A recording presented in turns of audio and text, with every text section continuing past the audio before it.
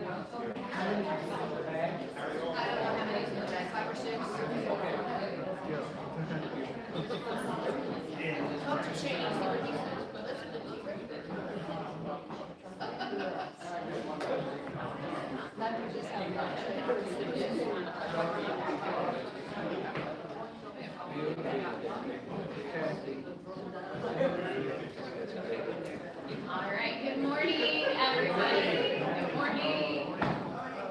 Thank you all so much for being here. I think everyone in this room knows me, but since we are also going to be doing some live streaming, I will just say my name is Sarah. I'm the deacon here at the Cathedral. And one of the roles that I'm really privileged to get to lead within that is to chair our Community Partnership Commission, which we're going to share a little bit more about today.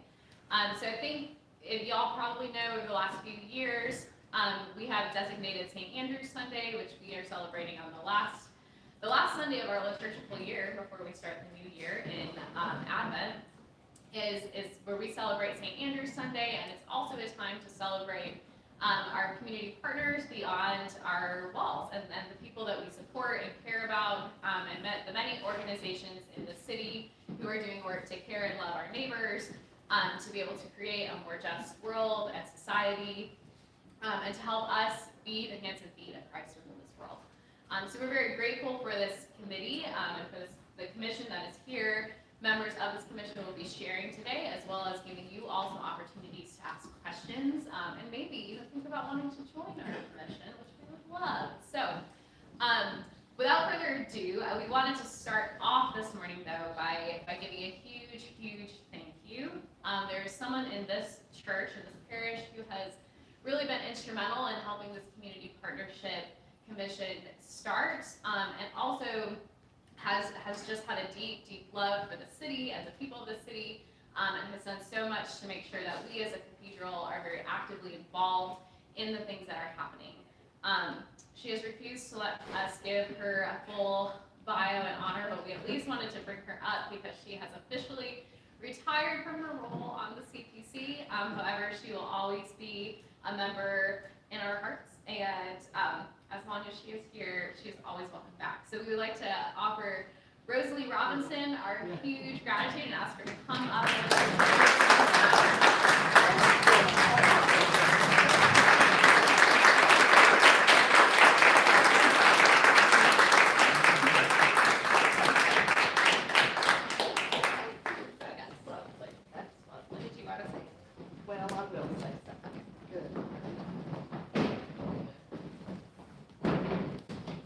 You guys, I'll just go ahead and warn you that I've been crying over outreach for 40 years, and I realized this morning.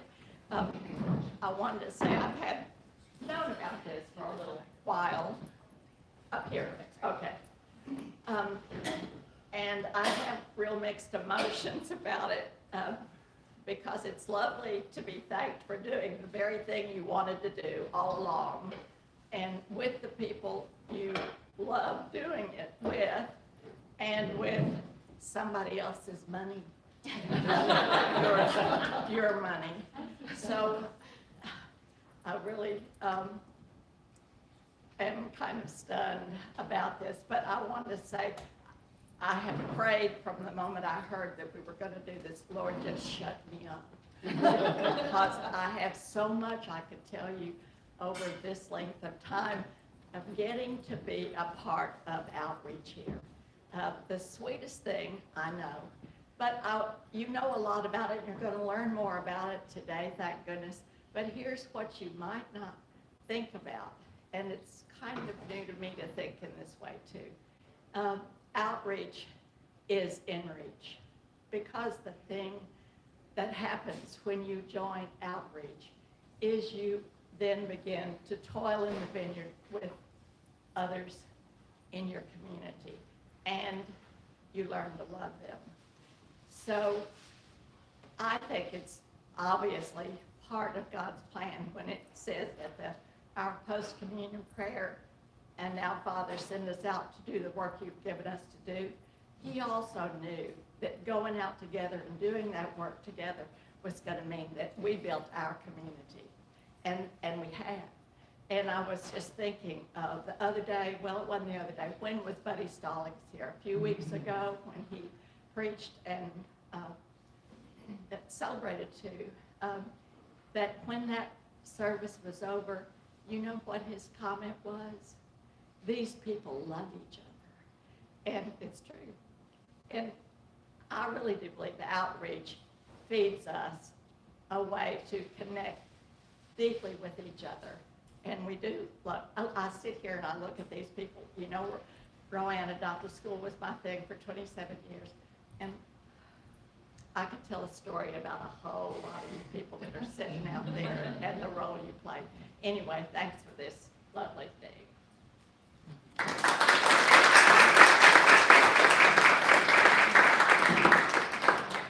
Thank you, Rosalie. And that really was actually a great transition into what we're doing this morning, too. So, a quick preview, the Community Partnership Commission has also offered to take on the task of formation during Lent. And so we will be getting to share a lot more during Lent about some of our community partners and actually bringing some folks from those organizations into this room to be able to share here, possibly share at some other activities and things we'll be hosting during Lent. So please look forward to that. But today we really wanted to talk about not only what our community partners are doing, but just like Rosalie said, how that has shaped who we are as people, and how we in our own personal stories have come to care about some of the ministries and partnerships that we support, and how we have welcomed them into our church and our community. So we have some beautiful panelists here who are all members of our Community Partnership Commission, and they are going to share a little bit about their story and experience, and then we're going to open it up to allow you all to ask any questions too that you might have of our panelists, or just kind of about the Community Partnership Commission in general. So I'm going to start off by asking them really how they came to the CPC, and what kind of stirred in their soul or made it change within them.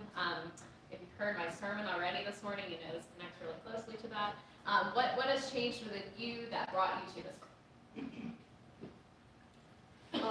I'm Kathy Woodruff, and I am the liaison for the McLean Fletcher Grief Support Center, and we have been partners with them for over 20 years. And the way that I came to the McLean Center was from my own story. My mother died when I was young, and I wanted to have a grief support center in Jackson because I felt like it was important for children to be able to express themselves about the grief that they may be having in the death of a loved one. So that's how I came to it. The way that St. Andrews was so important in this journey is that 30 years ago, Ed Bacon had a vocation retreat for anyone who wanted to come to Grace Center and understand what vocation is. And he told us that vocation comes from the Latin word vocare, which means to call. In other words, what is your call from God? And the ways that we know, we can look at what is it that we most need to do, and what is it that the world most needs. And to put those two together, and he also gave us, that's a definition that Frederick Buechner talks about as far as vocation also. But we really honed in on going inward first. Some people need to go outward first, but at that retreat, we went inward to see what is it that we most need. And so all of this came about through really that retreat that allowed many of us to look at what is it that we're called to do. And that is how St. Andrews, the other piece of St. Andrews is that I was talking to Ed and a couple of other people, and he said, go talk to the bishop. Go see what he has to say about where we should do this. And that was Chip Marble. Chip Marble said, you know, I think hospice ministries is the place that you ought to go connect with. And from that, it's been 25 years. So that's how I came to it. Good morning. I'm Bill Nation. I'm brand new to this commission, and I missed the last meeting. And when the minutes came out, I was on the panel. So don't miss a meeting. I'm in the liaison for Refill Jackson Initiative, which actually was formulated, the concept, right here at St. Andrews, Kathy Woodruff and a number of people. A few years later, it came into fruition, once again with more parishioners involved. Our own Jordan Butler was our educator for 5 years, and that program is flourishing. But my real connection to outreach goes back 20 plus years to Rowan Adoptive School.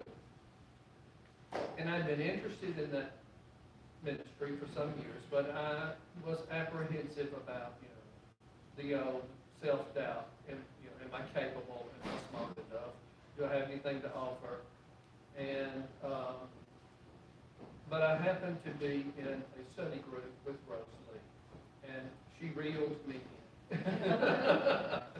Yes. And so then, 20 plus years, we were involved at Rowan. And I was a math tutor, and I think I might be the only math tutor, but I was one of a few. And, but I quickly learned that my greatest gift was my presence, just showing up every week and working with my students. I worked with a young man named Vion, and I was such a good tutor that he had to repeat the 6th grade. So we spent 4 years together in a 3-year program. But I count my time at Rowan really as one of the true highlights of my life. Not because of what I gave, but what I received. So don't be like me, don't be afraid.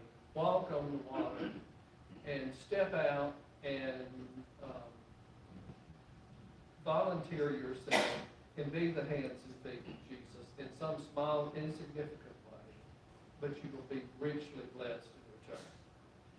And I thank Rose Lee for being such a blessing in my life. Thank you, Bill. I'm Bill Osborne, and I am the representative of the Cathedral to Habitat for Humanity, Mississippi Capital area. I first got involved with Habitat in 2002. I retired from the chemical industry, and my banker at the time, Albert White, who was also a member of this parish, said to me, come to a church service at Anderson United Methodist Church on Sunday and hear the founder of Habitat speak. I was somewhat familiar with Habitat, but not very much. And after that, he said, Habitat needs some help. Would you be willing to work with them? I said, surely. I retired. I just retired this week. And so what I did, I joined Habitat for Humanity Metro Jackson as the director of property. That meant my primary job was to acquire property on which to build houses and where there was no infrastructure to develop those.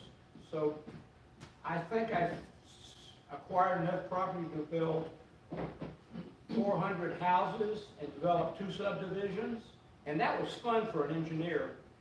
who is retired, because it gave me a chance to use all of my project management skills and to really help people in need.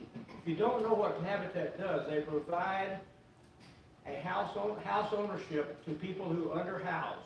They give them a interest-free mortgage, normally 20 years, but that they can afford, and they do education on it. But at the end of that 20 years, they have clear title to that house. So I spent my time with Habitat, and I retired from there in 2013.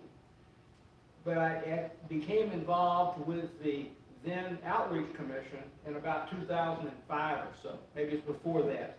It was about Rosalie time.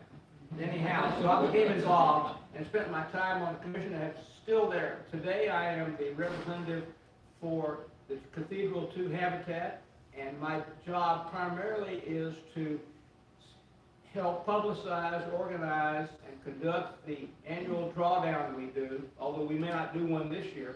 We have tried to do a drawdown every year to build a house in the community.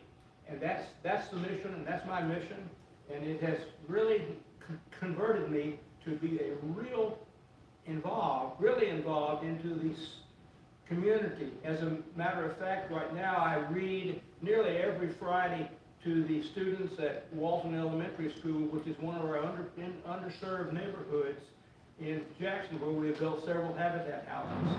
So it's a mission, it's a ministry, and it's fun to do. Hi, I'm Dorothy Triplett, and I'm not from here. But I've been here at St. Andrews since 1987, and I've been a part of outreach all my life, or since I was 16 anyhow. I wrote out what I wanted to say because we were told we had 2 minutes. I represent 3 different partners, so I wonder if I get 6 minutes. Just pull your ear like Carol.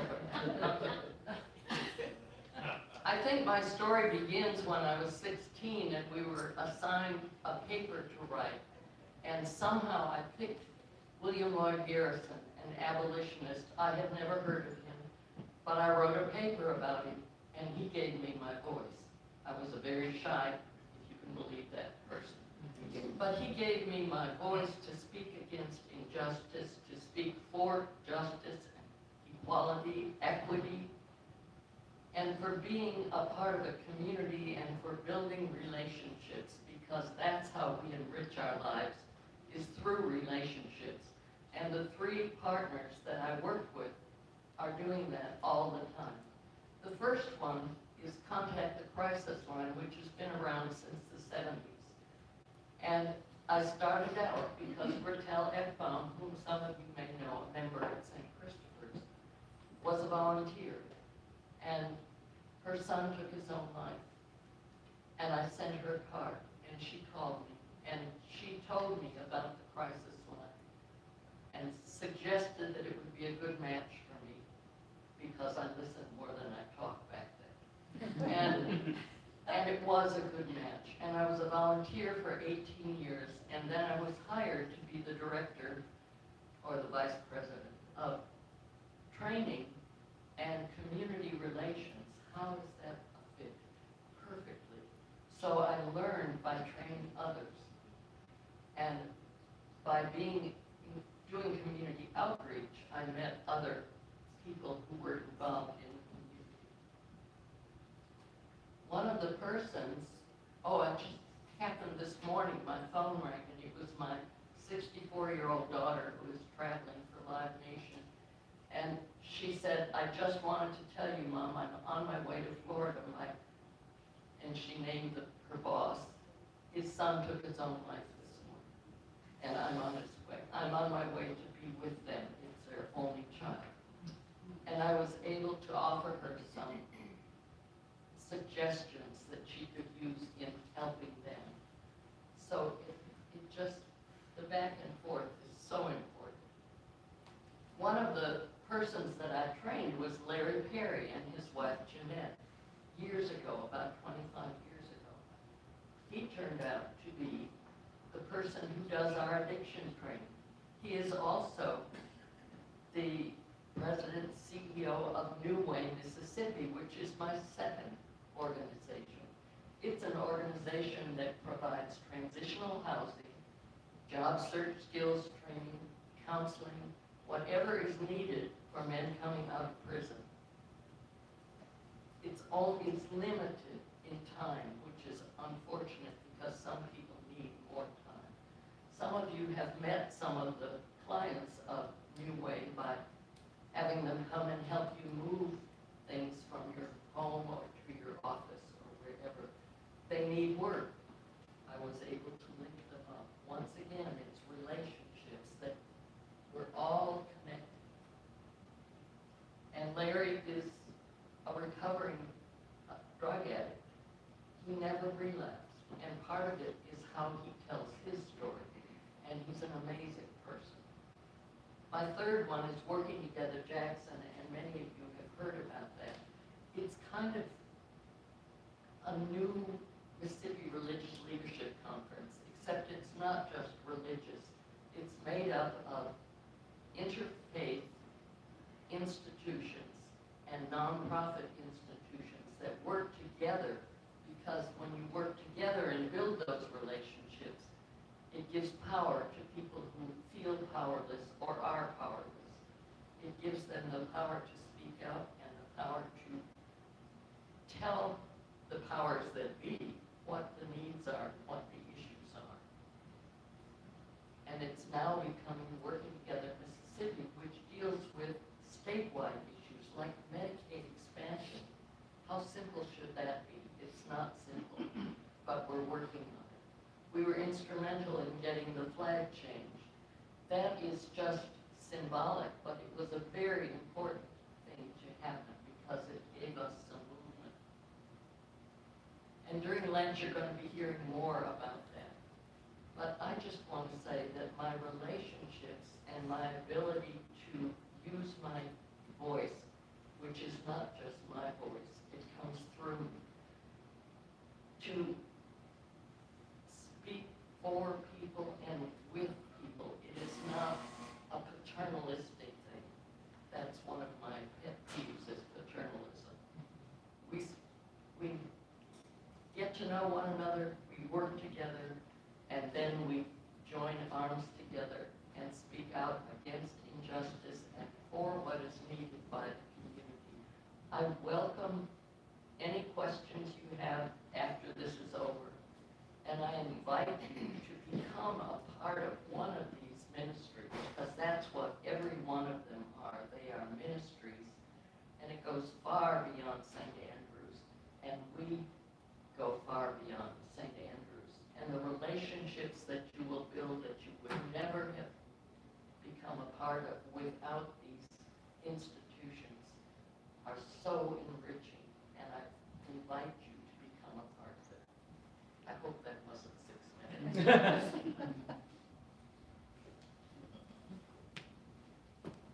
Well, I was the one sitting here looking at my phone, watching the time, because they all but threatened me with hand gestures. So, thank you. Now I get to do cleanup. All right. I'm Gina Halfaker, and I am the liaison between the Cathedral and Stupot.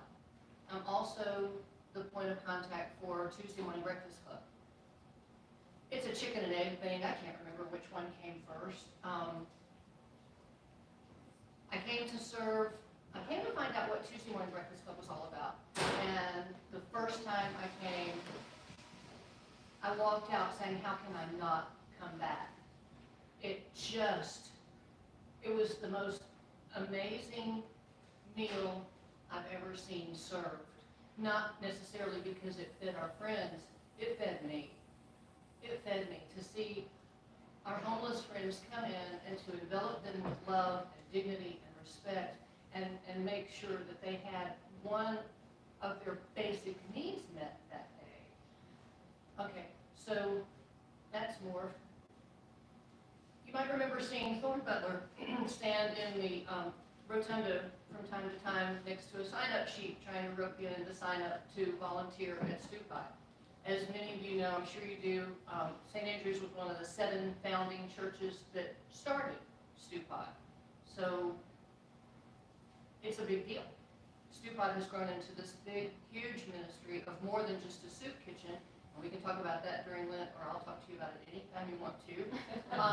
But Thorne looked at me one day and he said, we're standing in the rotunda, he said, Gina, do you think you might be interested in doing this? He's pointing to the sign-up sheets, and I was like, well, so what's involved, Thorne? He said, well, just, getting people to sign up to volunteer at Stupot. Heretofore, like many of you maybe, I sat in the nave and heard about Stupot service and saying, well, I'm sure they have people for that. There are people that do that, and it seems to be taken care of. So I just sat back. Well, then Thorne says, would you be willing to do this? So I said, I can do this. And so here I am. I was asked to sit on the commission to represent these ministries because, just I guess by de facto, Stupot, I can be having the worst day. I can be having the worst possible day, and I can walk into any Stupot facility, anywhere on their campus, and my heart is just lightened. Let me tell you about storytelling. The food pantry is a big thing, and we need more volunteers. There are not people to do that. The people who do that have drifted away or grown older or moved off or whatever. So our ranks are low. But let me tell you about going in and helping people put groceries in their shopping carts and help them make selections for their empty cupboards at home. They'll tell you stories. They'll tell you about their grandson who's playing football and he's whatever position and how proud she is of him. Or they'll tell you about their son or their daughter, or who do you have with you today? Do you have somebody here to help you today? And just having that conversation, having that shoulder to shoulder, talking to this person about, again, another basic necessity. We bring our groceries, we give our money, we need to bring our hands and our feet to meet these people. I don't know if I did anything for that woman that told me about her son who was playing football and how proud she was of him at Callaway, but she did a whole lot for me. She let me into her story. And that's some trust, and that's a mutual respect that you don't appreciate everywhere. We couldn't have been any more different from one another. But there we were, standing and laughing and talking, swapping recipes with them. There's going to be some weird stuff up in the food pantry, let me tell you. And you got to get creative. It's like, well, what can I do with this? Oh, honey, let me tell you. And then you go into these virtual cooking sessions with these people and new ideas and, oh, that sounds good. It's connection. It's connection. It's relationship. It's hearing one another's stories. It's telling our stories and being told and being let in. You don't make those connections just anywhere. And they feed the soul. So most of mine's been about food and feeding. But my soul gets fed and my heart is full every time I encounter our neighbors. And this is going to be my closing. A gentleman walked through, Bill Howard. Yes. Paul. Remember No Grits Paul? Yes. Okay, Paul came in just a little while ago, picked up some cookies and some coffee. I looked right past Alice. We were in the middle of a conversation. I made a beeline for him, and I went and hugged his neck because he's not been able to come to Tuesday mornings because of his situation, and fortunately it has to do with being given meds, so that's good. But I made a point to go see him, and I was like, Paul, because there's such a vulnerable part of the community. When you don't see him for a while, you don't know what happened. Fortunately, Paul is well, and he's up, and he's doing, and he came here, and I went and hugged his neck and told him how good it was to see him.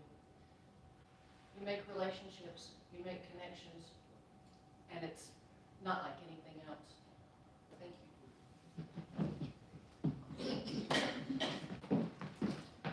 Thank you all so much for sharing these pieces. I think I love how when I ask folks to share about themselves, they also all share about their organizations, which I think brings to how much these organizations and the work that they do not only shapes the world that we live in, but like shapes them as well, right? And shapes us. And I think that's so much of my story. We talk about all these organizations here. We also support Good Samaritan Center, Operation Shoestring, the Jackson Free Clinic, Springboard Opportunities, where I work. I think that's all from I think that's it, but yeah. But right, but these are all organizations that folks in this parish have very deep connections to, and we would welcome folks to not only join these, but also bring other organizations too, right, that you all have deep connections to within the community. And we're gonna offer some time now. I'm gonna try to keep you all to 1 minute on this one, so we can have a couple of questions from folks out here. But sharing how you can be involved, right? Whether that's tangible opportunities with these organizations, or thinking about how folks can be involved with the commission specifically. As you can see, Dorothy's got too many organizations right now, so we need somebody to take them first, so that she's not even too much. And so I'm gonna hand it over to you. Well, you can be involved with the McLean Fletcher Center either by calling our executive director, Jennifer Goodwin, or you can just contact me. I can give you a tour for you to see. You don't necessarily have to be a facilitator. You can be a greeter. You can help with the gala that we're having in February. There are many, many, many ways for you to be a part of it. The Junior League has been part of our organization for many years, and we're very grateful for them. But we always need more, and we also need St. Andrews folks, so you can really appreciate and enjoy and get the benefits of this relationship that we have with these children and families. So just let us know. I think we all have an opportunity to do something. As I shared earlier, didn't think I had anything to offer, and probably still don't. But I do show up, and that is number one. And the relationships you build, which you've heard so much about, not only with people from the outside, but also within our own parish, are just monumental. And I encourage you, there are many, many opportunities. And so just raise your hand, contact somebody. There will be a spot for you quickly. How can you get involved with Habitat for Humanity? Well, the simplest way is to shop their Restore at 615 Stonewall Street in Jackson. The Restore has donated materials that people have donated that you can purchase, and the money goes to benefit Habitat. You can also help by supporting the drawdown. The drawdown occurs annually or biannually, depending on whether we can get everything put together. And you buy your ticket, and you attend, and you have a chance to win some money. You're looking at or listening to someone who actually won some money in the drawdown a few years ago. Very beneficial. And then they said, don't you want to give part of it back? Well, we always give back, don't we? Anyhow, we support, but the other thing you can do is when the time comes for us to build a house, you can volunteer to help build the house.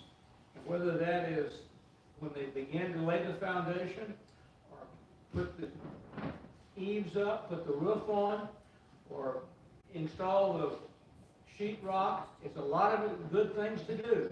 They use professionals for many of the things, but at the end of the day, it ends up to be a house built by loving hands.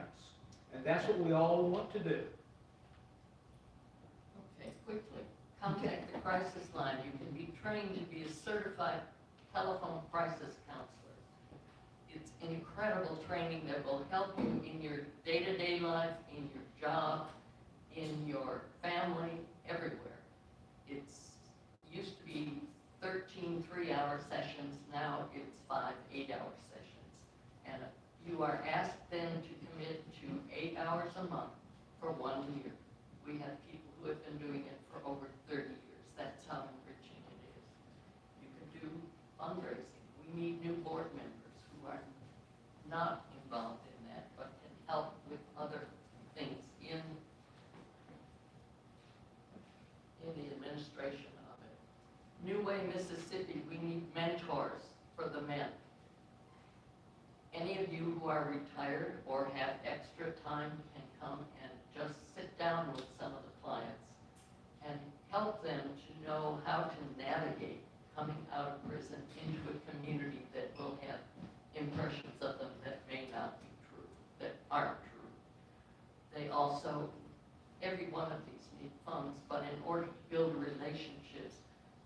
really enriching way to do that. And for working together, Jackson, just participate.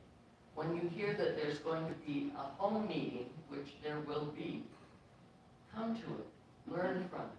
Go to the 3-day training.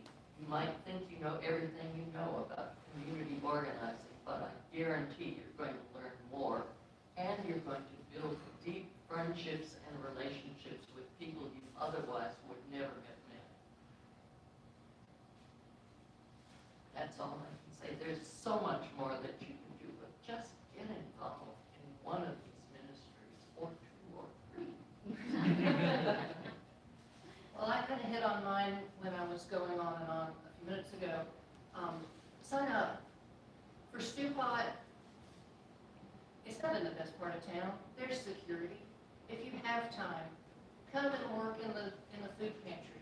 If that is walking along side by side a client and just helping them select food for their family and helping them bag it up and maybe helping them carry it out if they need it.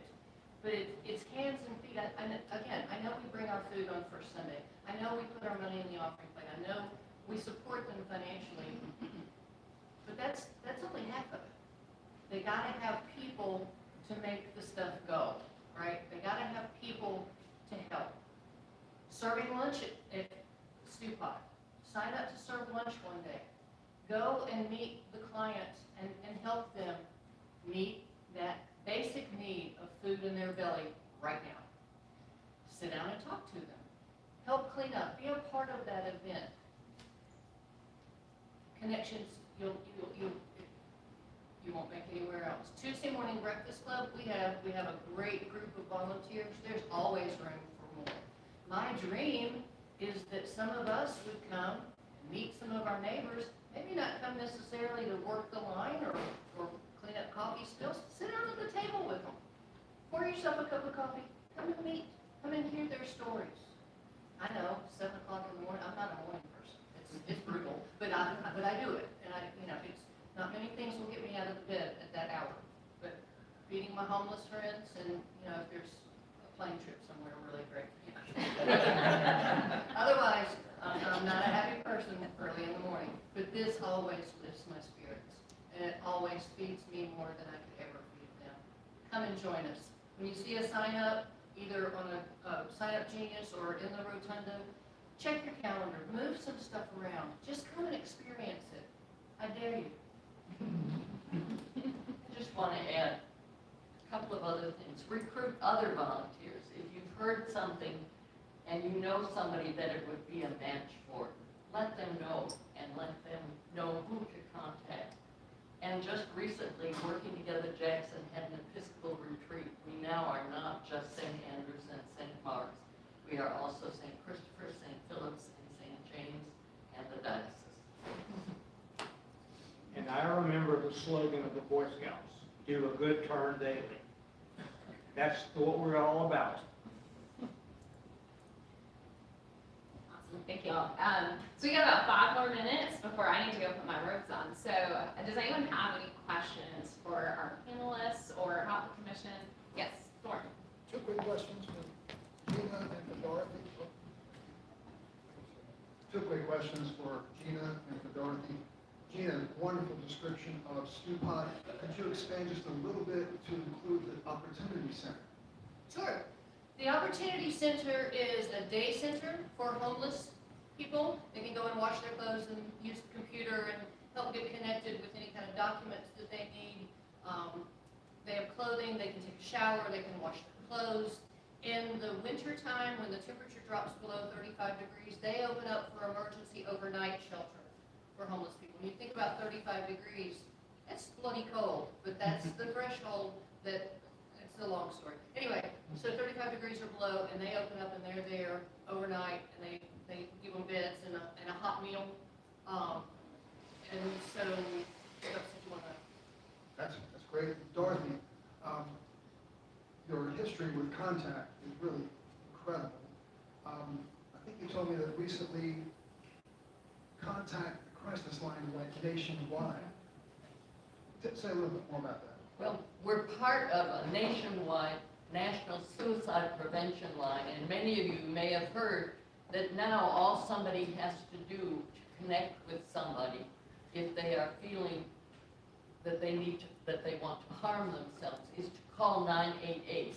We answer it for almost the entire state of Mississippi. Columbus has a crisis line also, but Mississippi is last in so many things, but we are the top 3. We're tied with 2 others across the nation in the percentage of calls answered. We're always 95, 97%, and some other places are only in the 50s. So we celebrate. Thank you for that. And I want to thank Thorne because he was instrumental in getting a new electric, the thing you sit on to take you upstairs. Because in order to be accessible, we have to be able to get up to the phone room on the 2nd floor. And he was instrumental in finding somebody who could provide that. Thank you, Thorne.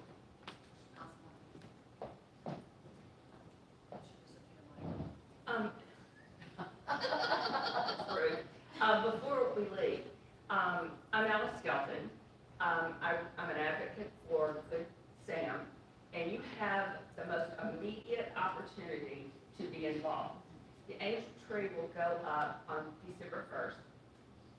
We have 50 children that need to be adopted. So that's what you can do right now within the next week. We really need to have those children adopted. So thank you. There you go, thank you, also appreciate that. Were there any other questions? We have about, maybe time for one more. Got one. Yes. I don't, my voice is lost, but I'm still loud. What would be the best option as a family unit? I know stew pot, a lot of the bills are during the day, you have school, what would be the best opportunity for a family to come together? Which one? I'm guessing stew pot, maybe the pantry. Stew pot, food pantry, Jude goes by we'll himself. find you somewhere to plug in. Jude already goes by Yeah. himself, but I'm thinking like Shepherd's Age. Well, lunch in the summertime. Okay. That's Or true. during holiday. I want to start going with them, not just EYC which I think is great, but I want to participate with them. So I was just wondering what would be the best option for all of us to come. Holidays and summer, Okay. yeah, we'll take you when we can get you. Okay. The Sounds good. McLean Center meets at night, so if y'all want to come as a family and anybody wants to get trained to be a facilitator, that'd be fabulous. So we have our meetings at night. We'd love for y'all to come. They're interested in service, so. Okay. I just thought of something. The men at New Way, Mississippi, I can imagine that they would love to have a family throw a party for them. And that would be fun, or even an art day or something. Something Oh, I that they think could it's do fun. that would be Yeah. fun. I'll give you Larry Perry's phone number, and you could just get creative. But they're busy, kids, but once a month, or, we could do something as a family, so. It would be so much fun for those guys. You know where to find. Yeah, I know. I love them. Okay. I'm reminded, most of you may not know it, but I worked for Kaiser Aluminum for 20 years before they sold off our division.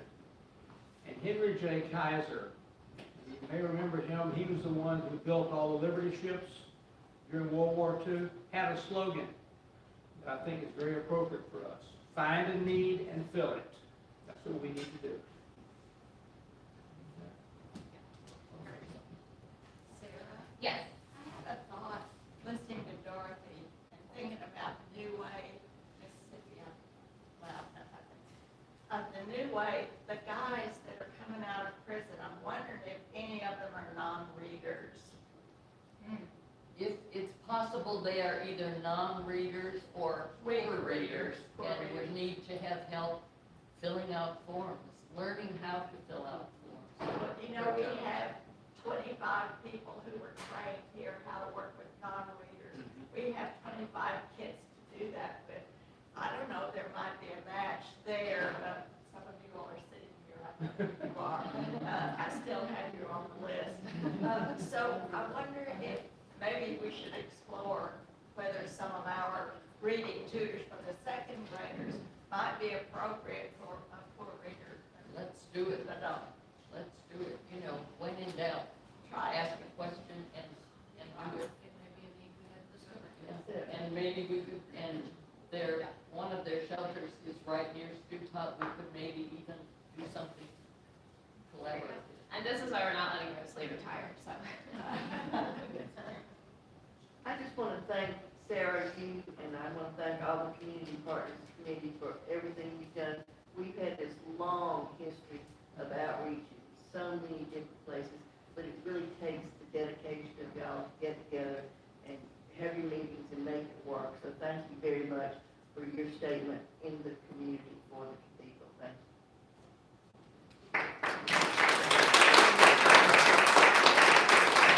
Thank y'all for being here, truly and listening. When we had the Sunday before Thanksgiving, I was like, we're gonna have 5 people in this room. We all packed it out. So, thank you, and we'll see you all in church in a minute.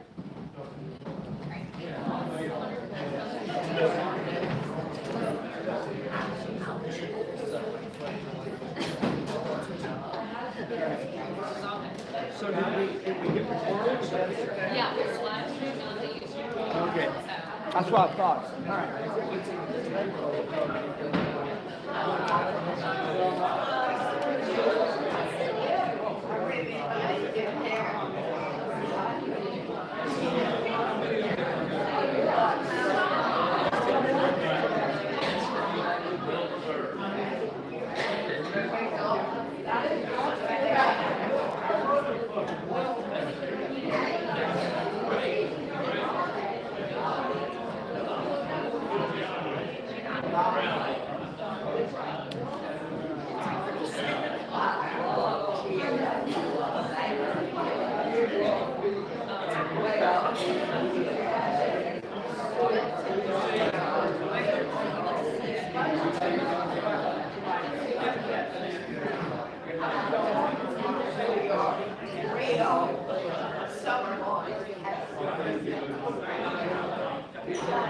I like